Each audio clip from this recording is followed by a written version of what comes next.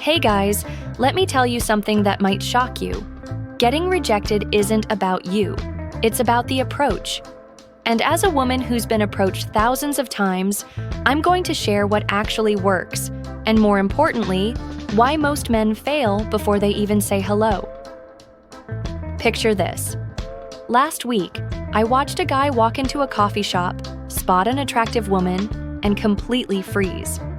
Know what his biggest mistake was? It wasn't his looks, his clothes, or even his confidence level.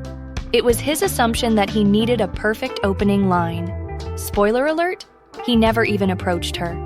But here's the real truth that no one's talking about. Women aren't judging you nearly as harshly as you're judging yourself. In fact, 87% of women say they're more impressed by genuine interaction than any rehearsed pickup line. I know, because I've been on both sides of this equation. Let me break down the psychology of attraction in a way you've never heard before. Most dating advice focuses on what to say, but I'm going to show you why that's completely backward. The secret lies in understanding the subtle signals women are already sending you, signals that most men completely miss. First, let's demolish the biggest myth in dating. Attractive women get approached all the time. Actually, most attractive women rarely get approached by men who do it right. We're constantly surrounded by guys who hover, stare, or try those cringeworthy pickup artist techniques.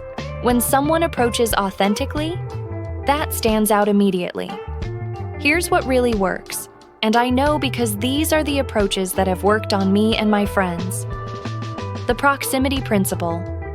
Before you even think about approaching, position yourself where you can be seen first. Women are more likely to be receptive to men they've already noticed in their environment. If you're at a cafe, bookstore, or even a grocery store, make yourself visible without being obvious. This creates familiarity before you even speak. The mirror technique. Watch for what I call invitation signals. If a woman adjusts her hair, glances your way more than twice, or repositions herself to face you, she's subconsciously showing interest. These are the green lights most men miss completely. Now, here's the counterintuitive part. The best approach isn't an approach at all. It's creating what I call a natural collision point. Instead of walking directly up to a woman, position yourself where a natural interaction is inevitable. If she's looking at books in your favorite section, browse nearby. If she's waiting for coffee, stand near the pickup counter. Here's the psychological principle that changes everything. Women are more comfortable with men they feel they've discovered themselves. When you create these natural collision points, we feel like we're part of the interaction's development, not just its target. Let's talk about the moment of contact. Forget everything you've learned about opening lines. Instead, I'm going to teach you something I call situational threading.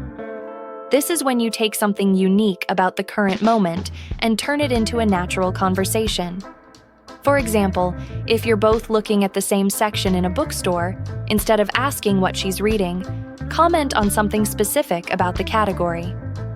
The true crime section always makes me wonder how many potential serial killers I've had coffee with.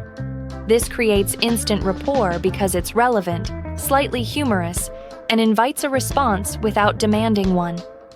The key to never getting rejected lies in understanding this. Rejection usually happens because men make women feel like targets rather than participants.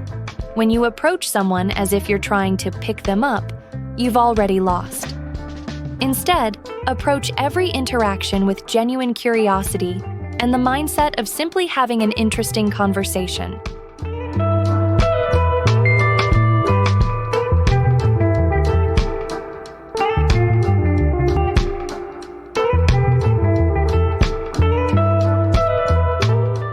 Here's what most dating coaches won't tell you. Women can sense agenda from a mile away.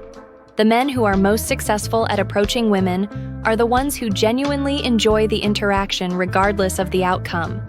They're not trying to get a number, they're trying to have an engaging conversation.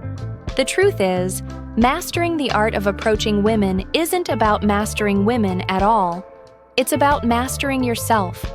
When you learn to create these natural collision points, read invitation signals, and engage in situational threading, you're not just avoiding rejection, you're making rejection impossible because you're no longer approaching in the traditional sense. Remember, the goal isn't to never get rejected.